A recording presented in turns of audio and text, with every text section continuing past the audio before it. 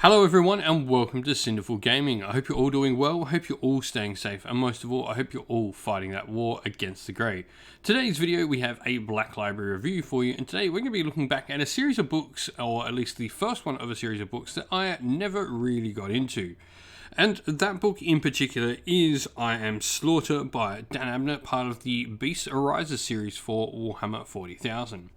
So I guess a little bit of a talk about why I never got into the series to begin with. So this book came out in 2015 originally, and that was around the time when Age of Sigmar started. So of course I was very much into seeing what the lore was for Age of Sigmar. I was reading a lot more Age of Sigmar fiction, things like the Realmgate Wars and the Times, that I never really got time for the Beast of Rises. I'm pretty sure I picked up I Am Slaughter way back in the day, but just never got on to actually reading the book properly, anything past like maybe a chapter or two.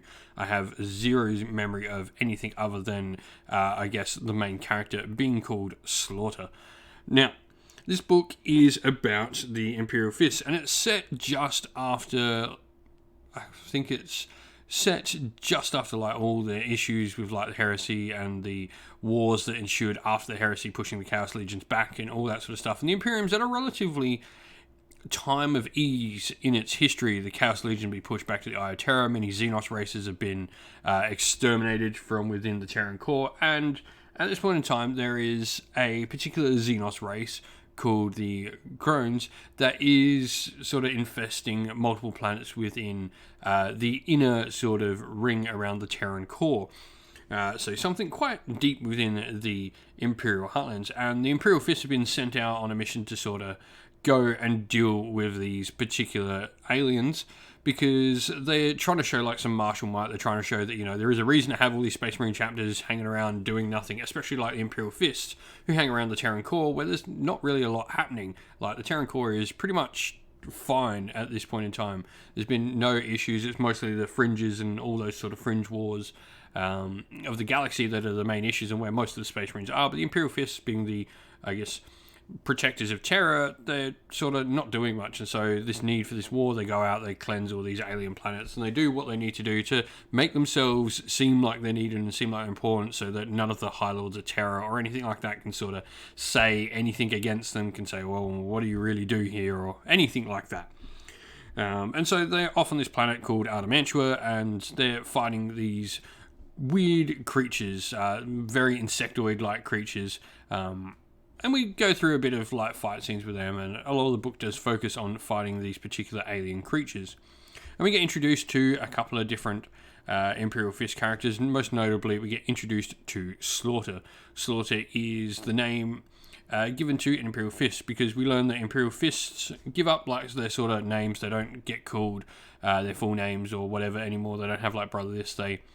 They're referred to by like these names that describe sort of who they are, and you learn different names over them, like things like Kill Shot and Flesh Wound and all that sort of stuff, which is pretty cool, like having these nicknames that the Imperial Fists call each other. It's nice delving into a little bit of history. I've never really been much of an Imperial Fist fan. They've always been one of those chapters that's just sort of not as cool as the ones I maybe like on my personal preference. I'm much more of a like Blood Angels fan, or some of the more weirder chapters, some of the more ostentatious and out there chapters, things like Emperor's Spears I really like, and Black Dragons, and all those chapters that are a little bit weird, much more my favourite chapters.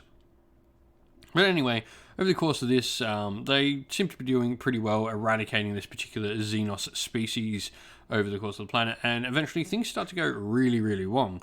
And to the point where the entire chapter is actually deployed to deal with this issue. And well, this ends up taking them into a war that really does do some quite serious damage to the Imperial Fists. And I won't say too much more into this particular part of the story, because this really does involve talking about more in the story. But suffice to say, Cataclysm hits the Imperial Fists, and we soon learn that the Crones are not the issue. And in fact, obviously, as we know from the Beast Arises series, we soon find that the Orcs are invading, and the Orcs have come in horrifically large numbers to the Terran core. 6 warp weeks out of Terra. They are the closest infestation of any Xenos kind, any Chaos cult that's been this close to Terra in an age. And so this suddenly becomes a really big deal. And that's pretty much where we sort of leave for the story. This is a really cool start to a story. I like that most of the story is leading up to that first initial. Like, we know orcs are coming. This was all what this was about, like learning about this giant war boss coming and like this big war, the biggest orc war boss and the biggest orc war that's ever been since the Emperor defeated the orcs at Ulanor. And so this was a really cool like story leading up to those events, learning like what happened, what the Imperial Fists were doing. And I'll be really excited to see where we sort of go from here as I read more books into the series. We probably won't get reading these straight away, but throughout the next sort of 6 months to a year, I'll try and finish up the series and we can talk more about this particular series, because I did enjoy this first book. It was quite fun. It had lots of cool things. We learned little tidbits of different parts. And it's nice seeing the Imperium in a time where there's not many books set around this sort of time. The only other book like post-heresy this close to it I can sort of remember is Flesh of Cretacia, the one where we've got Amid the Flesh Terror leading out the Flesh Terrors of the successor chapter of the Blood Angels over. I think that's a little bit before this, obviously, but this sort of era of timeline is all I sort of remember from this particular era. So it's nice having these sort of times explored more. I really enjoy exploring these times where we go back and we can fill in the gaps and make these stories for Warhammer 40k, because we do have, obviously, now an evolving narrative in 40k with the Primaris Marines and all of that. But it is nice to go back and fill in the blanks and give us some history into what happened here.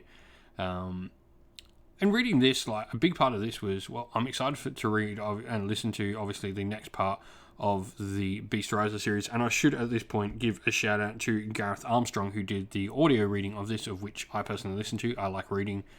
I like listening to audios while I paint more than actually reading a book. That's how I get time to listen to so much Black Library fiction. But anyway, what this got me excited for is, well, if they did this with it, could we, see Goj Van Dyke, get some stories around him, or Lord Solar Macarius and all that sort of stuff? Could we get those stories sort of filled out in those particular times of the Imperium? It would be really interesting to see what could happen during those times. And so I'm excited to get started in this series.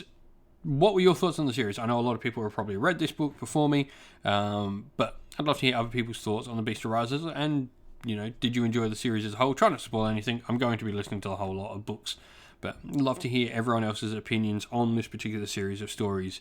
And so we'll get listening to and reviewing the whole series eventually on the channel.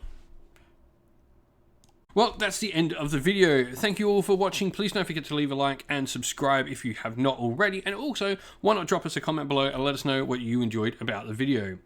If you'd like to come chat more with me and other members of our little community here at Cinderful Gaming, you can do so by following the link in the video's description to our Discord server. Also, if you'd like to help support the channel more and in another way, you can do so either by supporting on Patreon or YouTube members. You can do either of these by following the links in the video's description, and as a special thing for everyone who would like to give a shout out first of all to our Patreons: Christian Weir, James, Soren, Greenskins Gaming, AJC, Kenny Lowell, Outer and Shot First, Andrew Bowen, Nathan Fee, The Rising Ape, Q Dynamic, Agu, Anthony B, Anton Nilsson, JJ Austrian, Average Wargamer, Domer, Mark Harvey, James Cater, and Samuel. And a special shout out as well to our YouTube members: Greenrich Gaming, Kenton Young, Chris Wallace, Ronya, Vinny, Lockloric, The Johnny84, David Ellsworth, Revenar, Wolfric Nick, Broken Chef, and Sean Scott. Lastly, a special thank you to, first of all, Lady Witchfox Art, who does all the amazing artwork for the channel you can see here, and to Xmorphic, who does all the amazing background work for our Discord server, making sure it all works nice and properly over there.